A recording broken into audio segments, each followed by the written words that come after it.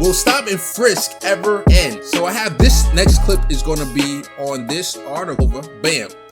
Stop and Frisk never really ended. Now it's gone digital by Alice Sperry. And this talks about how even under Mayor de Blasio, who ran on Stop and Frisk, they have continued a version of it. This article talks about, here's one person, Bell, he was from an upper Manhattan subway station on one evening 3 years ago when an unmarked police car pulled up behind Teron Bell. 4 officers in plain clothes surrounded him on the sidewalk, ordering him to turn around against a gate so that he could search him. Bell complied and the officers found nothing on him, but they then demanded his ID, telling him that they were looking for guns and doing a warrant check. I didn't have any warrants, Bell told The Intercept. I was a bit confused, like, why were they searching me? So basically the new Stop and Frisk is a digital one where they pull you over and ask for your ID. They swipe your ID card and they would look for if you have any warrants or anything in any database so that they could then fill their quota and bring you in if you did have a warrant. But as we can see, this is an unconstitutional procedure because it's basically searching for no reason. They had no reason to search you. It violates your Fourth Amendment unreasonable search and seizure. I mean, if they're stopping you for no reason, and this has been going on since the beginning of time, and you know who are the people that are affected? It's people that are black and brown, and it's very scary because I was stopped recently, actually not recently, probably like 8 months ago, and a cop said I fit a description of something that happened, and they were like, "Oh, you fit a description," and I go, "Well, it wasn't me." He goes, "Give me your ID," and I'm lucky that I have Spanish privilege, light skin privilege, whatever you want to call it. It's not white because I don't think I'm white, but I was able to this cop say, "I'm not going to give you my ID if you have a witness nearby, or if you have something that says that they can ID me, or you could go check cameras nearby or something like that." And the guy really didn't want to. Finally, the person who I put in the complaint came by and said, "Yeah, that's not him." And I was able to not give my ID that whole time, staying respectful and but just saying, "I'm just not going to give it to you."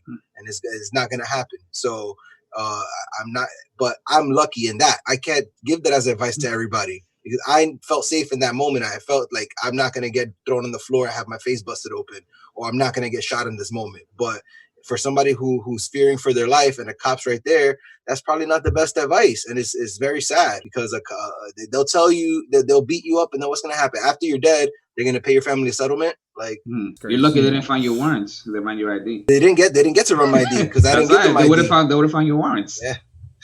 The practice appears to be sanctioned by the NYPD itself. The lawsuit notes with officers sometimes telling the individual they stopped that they were just following procedure, quote unquote. The lawsuit accused department officials of failing to properly train and supervise officers on the legality of these searches. Yeah, this is exactly the point I was going to make. You know, like we hear always talking about New York finance, like the NYPD. It feels like every other week we're talking about something that department they just think that they are bigger than anyone and they could do no wrong. They could get away with everything. And we know, like Gabe said, we know, black and brown people. Like if you drive a Honda Civic, they automatically gonna be like, there's a Spanish guy there, let's pull him over and let's just figure out what we find out just because the car that you drive. So It's not nothing new and it's always been there. So I was literally in the car with one of my best friends when he got a driving while black stop. So people will know, and black brothers and sisters out there many of them can relate to this, but I witnessed it. I'm in the car and we're driving down one of the main streets, and the cop from the opposite side of the street busts a hard U-turn, comes and stops the car. We were driving on the way to the airport, dropping off a couple friends. So it was 4 of us in the car, 3 Spanish and 1 black. And the black dude was the driver. And so they get his license. They do this. He ends up getting, I want to say it was something like 4 or 5 tickets. Wow. But none of the tickets that he got were for any moving violation or anything that could have caused the cop to turn him to stop in that moment. It's not like he was speeding. It's not like he had a headlight out. He got bald tires. He got expired registration. He got like 3 or 4 things. But granted, those are his fault and whatever. But there was no justification in that stop for them to make that stop. They literally, it was the hardest U-turn I ever seen. Like if we were like suspects in a murder, it was crazy. So we know that this driving while black it's a fact. And one of the reasons we know this because after Mike Brown got murdered in Ferguson, there was a lot of investigations that were done by the Justice Department, and they found out, and they found it elsewhere too, that the stops for black people went down at night because they couldn't tell. The cops couldn't tell they were black or white in the daytime, at nighttime. So in the daytime, they could see they were black, and there were a lot more stops that were, for nothing, versus the nighttime where it was more even between black and white people. So we know this. Florida, what was the cops? They pulled over the DA. 2 Florida police officers are facing scrutiny for pulling over Aramis Ayala, who happens to be the first black state attorney elected in Florida history. What agency you with? I'm the state attorney. Okay. All right. Thank you. Your tag didn't come back. Never seen that before. I'm sorry? Yeah. We're good now. And then after she, told who she was and she got their name, they were like, "Oh, you could go." And they still couldn't figure it out. So. That was State Attorney Aramis Ayala was pulled over by Orlando police. I want to play a game with you guys. I didn't tell you about this. So this is part of something that's called predictive policing. So is basically just telling the cops, just look where you've been looking already. It's a minority neighborhood. In 2016, there was a ProPublica article that I read where they talk about same thing, but this was about predictive policing, where it came to when somebody got arrested, looking at their records, they ask them questions and see their history to give them a score of how risky they were, how likely they were to reoffend. And that report will be given to a judge, and they will determine whether, they'll either let go on their own reconnaissance, they're going to get bail, or they're going to get, put in jail until their trial comes up. I'm going to give you a couple examples now. This one is 2 petty theft arrests.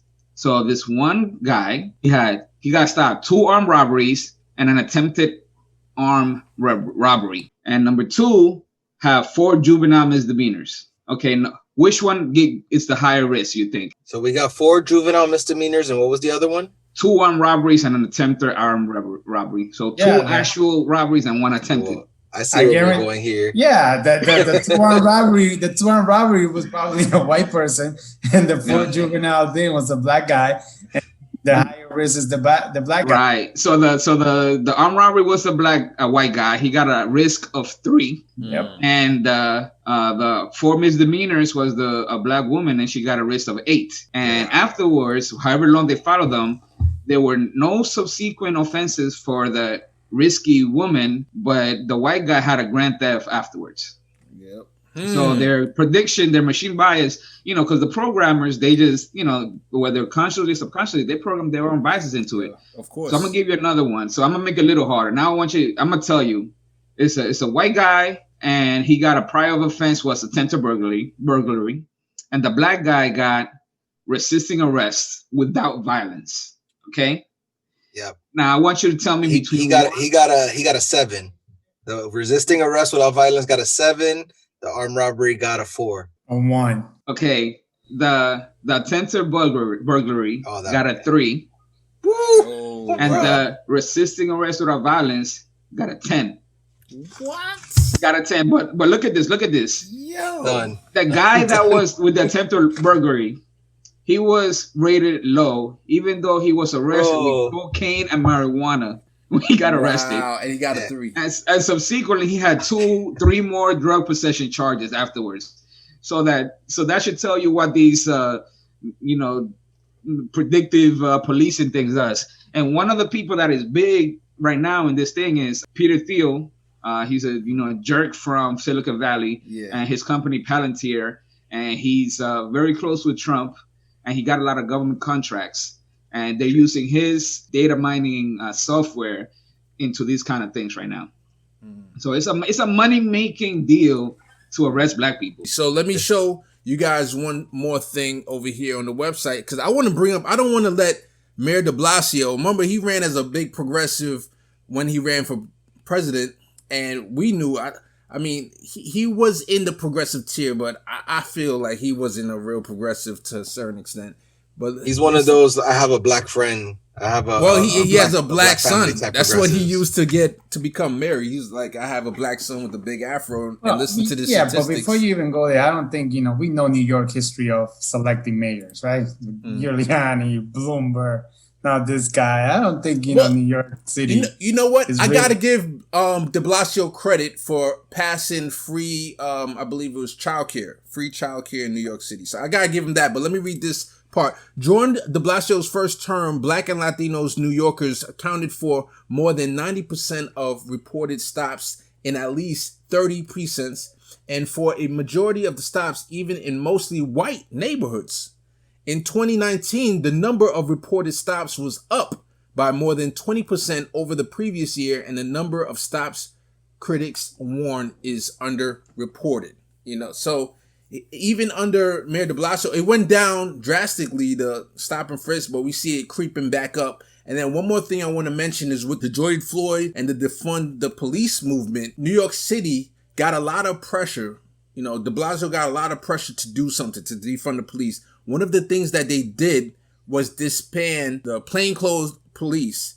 But as we saw in this article, it talked about how they are still plainclothes police pulling people over and checking their IDs. So that's still going on, even after they say they disbanded it. Blasio, because one thing I read was even under him, the New York gang database expanded by 70% under him. They're just, and if you just happen to live in a neighborhood that's a gang member, they automatically add you to it pretty much. Yeah. And they still hate him, even though he hasn't done much against the cops. This just goes to show you that when you're weak, they just going to trample you. The police union didn't. They endorsed Trump, didn't they? The NYPD. Hey, yep, you're absolutely right. So in the comments below, if you have any thoughts, have you been pulled over in your respective area, and where they stop and frisk, whether they pull you over for no reason, they ask for your ID? If you know the story, put it in the comments below. We'll be interested in hearing it.